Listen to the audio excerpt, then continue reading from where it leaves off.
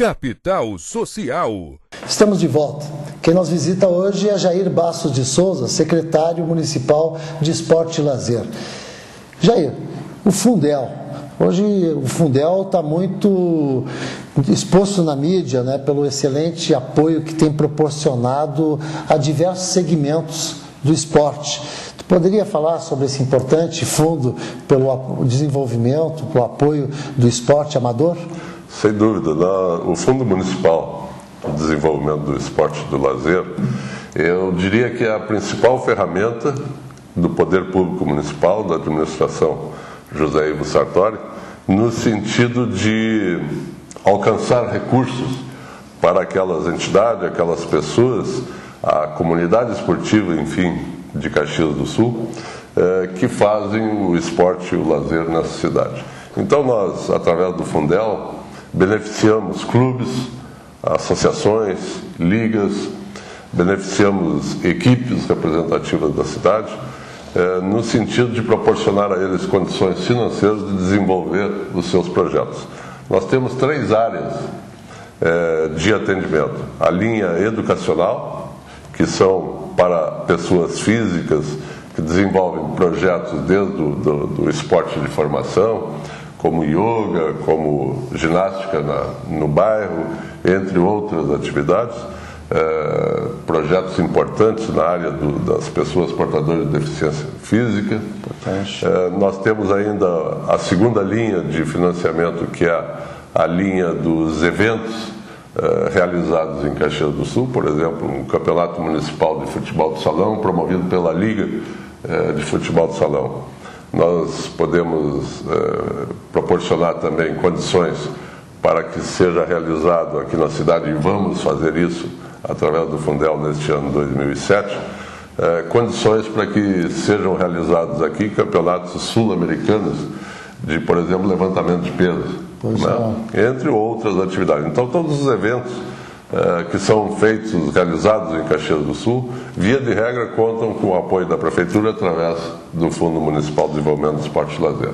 A terceira linha de financiamento são as equipes de alto rendimento, atletas individuais, equipes coletivas, em que é proporcionado no decorrer de todo o ano o treinamento dessas pessoas, dessas equipes, assim como viagens de representatividade do nosso município, do nosso estado e inclusive do Brasil, no sentido de que algumas equipes representam o Brasil em competições internacionais, sendo isso proporcionado através deste fundo.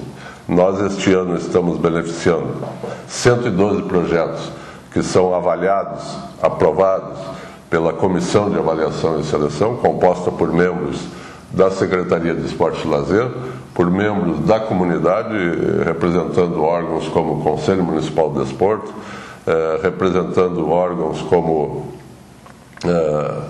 pessoas, Associação de Pessoas Portadoras de Deficiência, entre outras representações.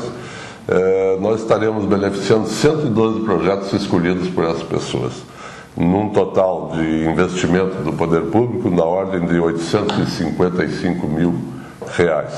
Eu diria não, com certeza este é um fundo que tem servido de exemplo para diversas cidades do estado do Rio Grande do Sul e até de outros estados da federação.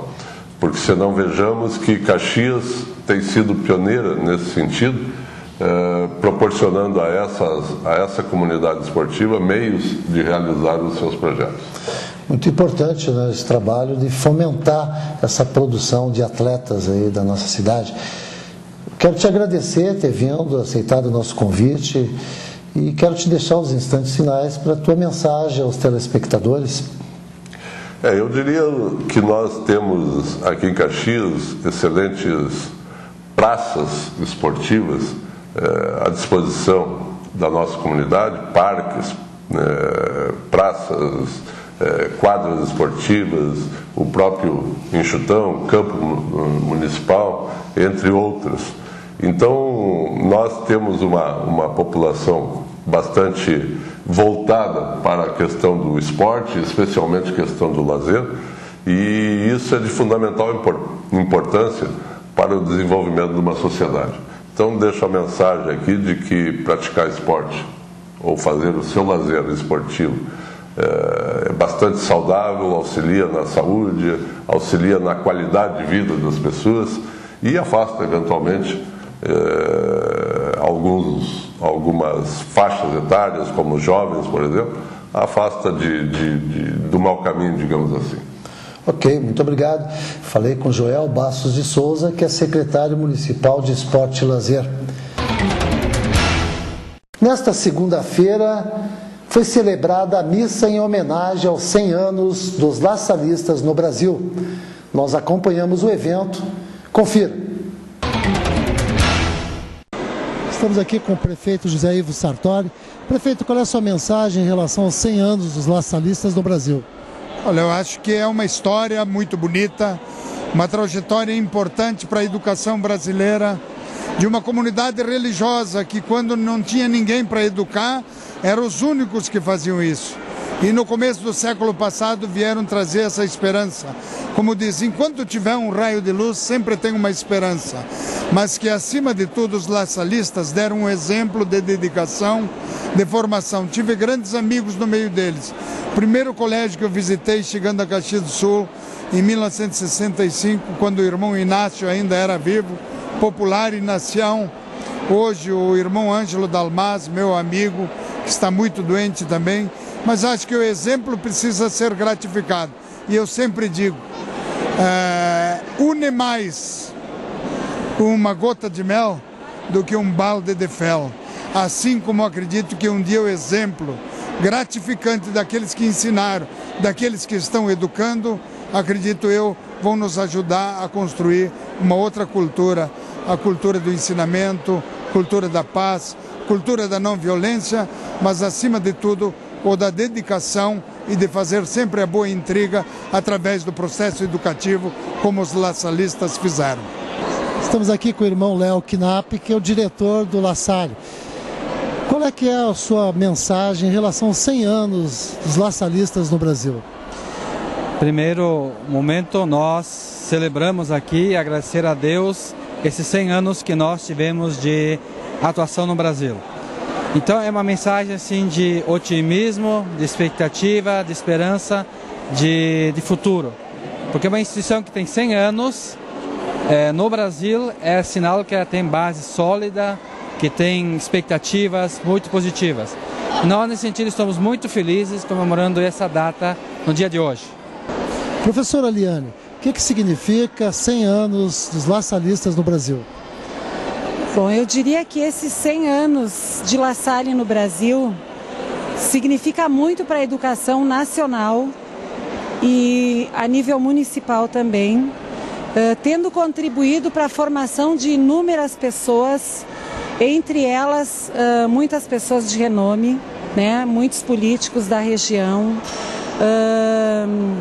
empresários, pessoas que também com o seu trabalho contribuíram, né, para o crescimento tanto de nossa cidade como do país como um todo. Professora Solene, o que significa 100 anos do La Salle no Brasil? Realmente é uma história muito bonita.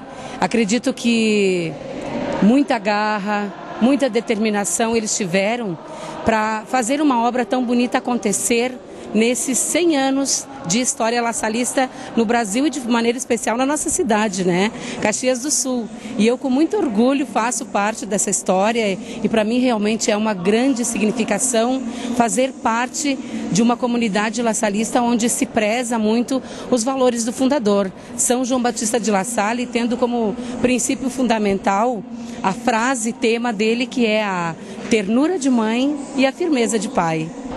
Estamos aqui com o Dom Paulo.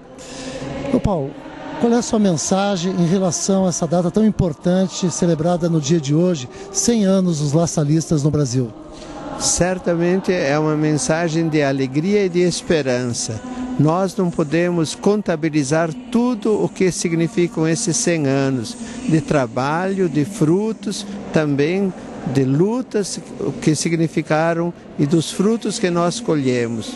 Por isso a educação ela é fundamental hoje também e supõe pessoas que acreditem, que acreditem nessa vocação.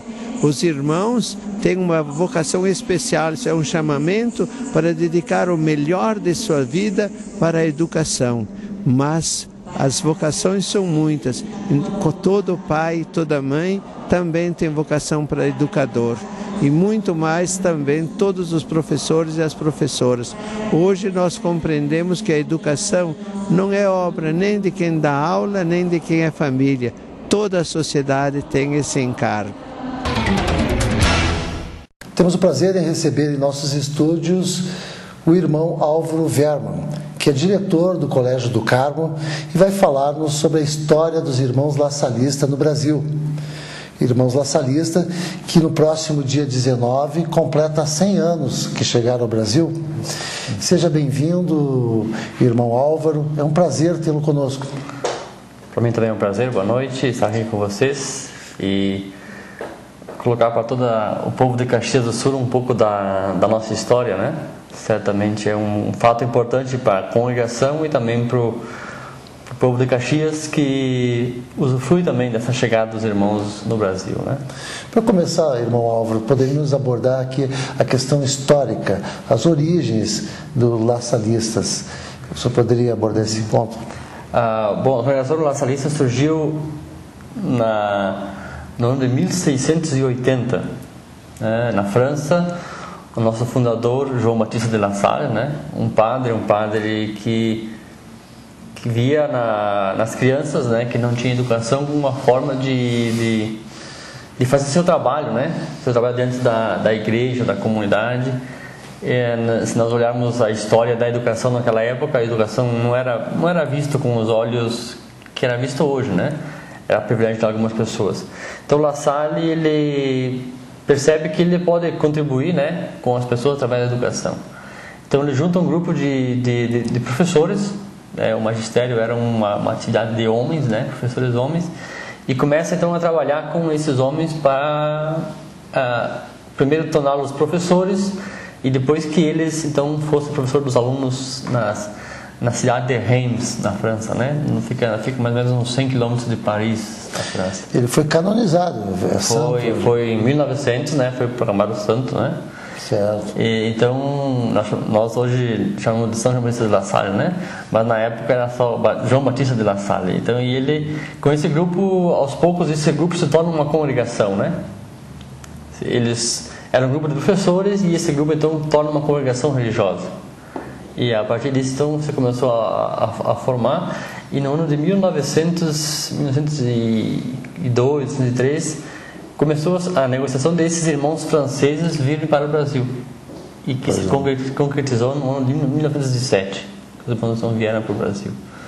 E por isso, nesse ano, nós estamos comemorando os 100 anos de presença dos irmãos no Brasil. E eles vieram exatamente para Porto Alegre, né? Foi o ponto que... Se nós acompanharmos um pouco a história, né? Vários lugares do Brasil, vários estados, como Maranhão, Rio de Janeiro, São Paulo, pediram, né, para os superiores da França, naquela época, a congregação só estava na França e um pouco na Itália, para que os irmãos viessem para o Brasil.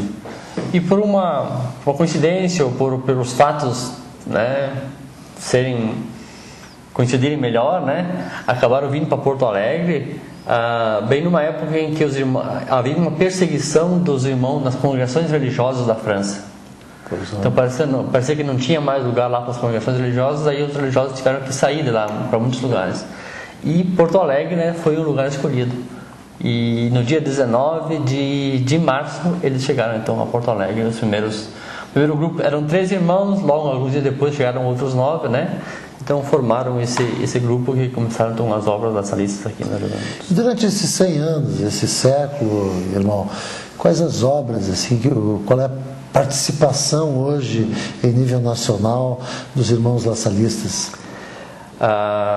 Os irmãos chegaram então e logo fundaram uma escola em Porto Alegre, na Escola Navegantes, e fundaram uma escola no mesmo ano em Vacaria, né? Essas duas escolas logo não continuaram, né? Aí depois houve 3 escolas que hoje continuam, que é a Universidade de Canoas, o Colégio das Dores de Porto Alegre e o Colégio do Carmo aqui de Caxias, que foram fundados então em 1908.